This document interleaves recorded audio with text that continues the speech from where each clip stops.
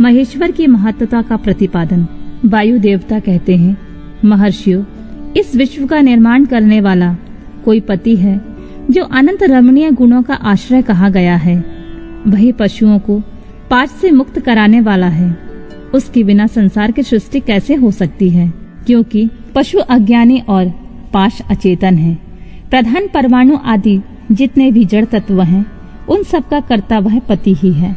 यह बात स्वयं समझ में आ जाती है। किसी बुद्धिमान या चेतन कारण के बिना इन जड़ तत्वों का निर्माण कैसे संभव है। पशु, पाश और पति का जो वास्तव में पृथक पृथक स्वरूप है, उसे जानकर ही ब्रह्मवेता पुरुष योनि से मुक्त होता है। क्षर और अक्षर ये दोनों एक दूसरे से संयुक्त होते हैं। पति या महेश्वर ही व्यक्ताव्यक्त जगत का भरण पोषण करते हैं। वे ही जगत को बंधन से छुड़ाने वाले हैं। भोक्ता, भोग और प्रेरक, ये तीन ही तत्व ज्ञान जानने योग्य हैं। विज्ञ पुरुष के लिए इनसे भिन्न कोई दूसरी वस्तु जानने योग्य नहीं है। सृष्टि के आरंभ से ही एक ही रुद्रदेव विद्यमान रहते हैं, दूसरा कोई नहीं होता। वे ही इस जगत की सृष्टि करके इसकी रक्षा करते हैं और अंत में सबका संहार कर डालते हैं। उनके सब ओर नेत्र हैं, सब ओर मुख हैं और सब ओर भुजाएं हैं और सब ओर चरण हैं। ये ही सबसे पहले देवताओं में ब्रह्मा जी को उत्पन्न करते हैं। श्रुति कहती है कि रुद्रदेव सबसे श्रेष्ठ महान ऋषि हैं। मैं इन महान अमृत स्वरूप अविनाशी पुरुष परमेश्वर को जानता हूँ। इनकी अंग कांति सूर्य के समान है। ये प्रभु अज्ञान अंधकार से परे विराजमान है। इन परमात्मा से परे और कोई दूसरी वस्तु नहीं है। इनमें अत्यंत सूक्ष्म और इनसे अधिक महान और कुछ भी नहीं है। यह सारा जगत परिपूर्ण है। इनके सब ओर हाथ, पैर, नेत्र, मस्तक, मुख और कान हैं। ये लोक में सबको व्याप्त करके स्थित हैं। ये संपूर्ण इंद्रियों के विषयों को जानने वाले हैं, परंतु वास्तव में सब इंद्रियों से रहित हैं। सबके स्वामी, शासक, शरणदाता और सुहद्र हैं। ये नेत्र के बिना भी देखते हैं और कान के बिना भी सुनते हैं। ये सबको जानते हैं, किंतु इनको परिपूर्ण रूप से जानने वाला कोई नहीं है। इन्हें परम पुरुष कहते हैं। ये अणु से भी अत्यंत अणु और महान से भी परम महान है। ये अविनाशी महेश्वर इस जीव की हृदय गुफा में निवास करते हैं। एक साथ रहने वाले दो पक्षी एक ही वृक्ष का आश्रय लेकर रहते हैं। उनमें से एक तो वृक्ष के कर्म रूप फल का स्वाद ले लेकर उपभोग करता है, किंतु दूसरा उस वृक्ष के फल का उपभोग न करता हुआ केवल देखता रहता है। जीवात्मा इस वृक्ष के प्रति आसक्ति में डूबा हुआ है, अतः मोहित होकर शोक करता रहता है। जब वह कभी भक्त कृपा से भक्त सेवित परम कारण रूप परमेश्वर का और उनकी महिमा का साक्षात्कार कर लेता है, तब शोक रहित हो सुखी हो जाता है। छंद, यज्ञ, क्रंथ तथा भूत, वर्तमान और भविष्य संपूर्ण विश्व का वह माया भी रचता है और माया से ही उसमें प्रविष्ट होकर रहता है। प्रकृति को ही माया समझना चाहिए और महेश्वर ही वह माया भी है। ये विश्वकर्मा महेश्वर ही परम देवता परमात्मा है, जो सबके हृदय में विराजमान है। उन्हें जानकर ही पुरुष परमानंदमय अमृत का अनुभव करता है। ब्रह्मा से भी श्रेष्ठ असीम एवं अविनाशी परमात्मा में विद्या और अविद्या दोनों गुण भाव से स्थित हैं। विनयशील जड़ वर्ग को ही यहाँ अविद्या कहा गया है और अविनाशी जीव को विद्या नाम दिया गया है। जो उन दोनों विद्या और अविद्या पर शासन करते हैं, वे महेश्वर उनसे सर्वथा भिन्न विलक्षण हैं। ये प्रतापी महेश्वर इस जगत में समष्टि भूत और इंद्रिय वर्ग रूप एक एक जाल को अनेक प्रकार से रचकर इसका विस्तार करते हैं।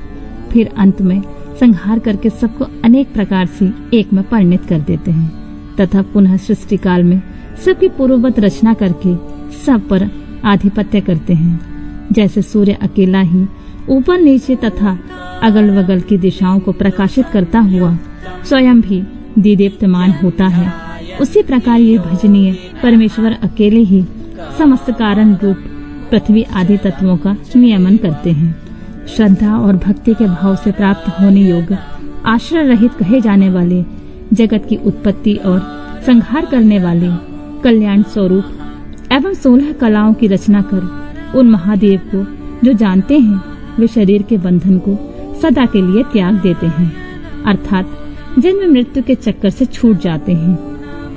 वे ही परमेश्वर तीनों कालों से परे, निष्कल सर्वज्ञ, त्रिगुणाधीश्वर एवं साक्षात परात्पर ब्रह्मा है। संपूर्ण विश्व उन्हीं का रूप है। वे सबकी उत्पत्ति के कारण होकर भी स्वयं अजन्मा है, स्तुति के योग्य हैं, प्रजाओं के पालक, देवताओं के भी देवता और संपूर्ण जगत के लिए पूजनीय हैं। अपने हृदय में विराजमान उन परमेश्वर की हम उपासना करते हैं, जो काल आदि से परे, जिनमें यह समस्त प्रपंच प्रकट होता है, जो धर्म के पालक, पाप के नाशक, भोगों के स्वामी तथा संपूर्ण विश्व के धाम हैं, जो ईश्वरों के भी परम महेश्वर, देवताओं के भी परम देवता तथा पतियों के भी परम पति, उन भुवनेश्वर के भी ईश्वर महादेव को हम सब परे जानते हैं। उनके शरीर रूप, कार्य और इंद्रियां तथा मन रूपी कारण नहीं है। उनके समान और उनसे अधिक इस जगत में कोई नहीं दिखाई देता। ज्ञान, बल और क्रिया रूप उनकी स्वाभाविक पराशक्ति वेदों में नाना प्रकार की सुनी गई है। उन्हीं शक्तियों से इस संपूर्ण विश्व की रचना हुई है।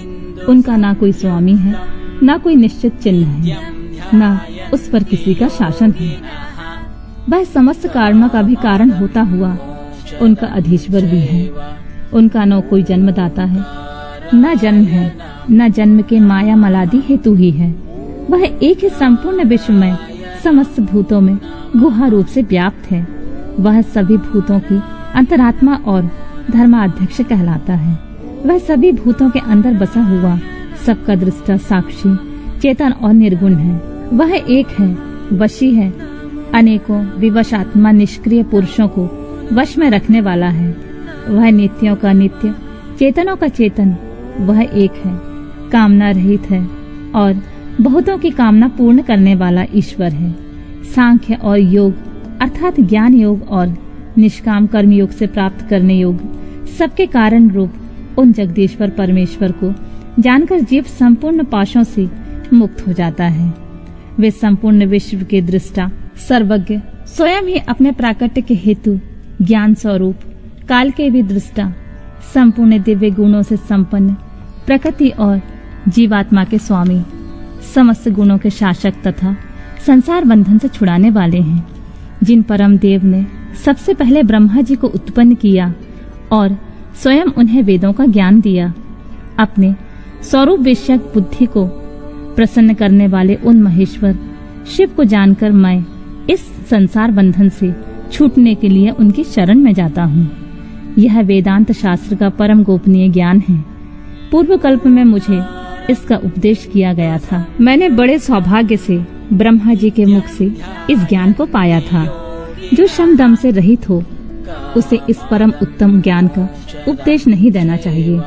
जो अपना पुत्र सदाचारी तथा शिष्य न हो उसे भी नहीं देना चाहिए। जिनकी परम देव परमेश्वर में परम भक्ति हो, जैसे परमेश्वर में है वैसे ही गुरु में भी है। उस महात्मा पुरुष के हृदय में ही ये बताए हुए रहस्यमय अर्थ प्रकाशित होते हैं। अतः संक्षेप में यह सिद्धांत की बात सुनो। भगवान शिव प्रकृति और पुरुष से परे हैं। वे ही सृष्टि काल में जगत को रचते और संहार काल में पुनः सबको आत्मसात कर लेते हैं।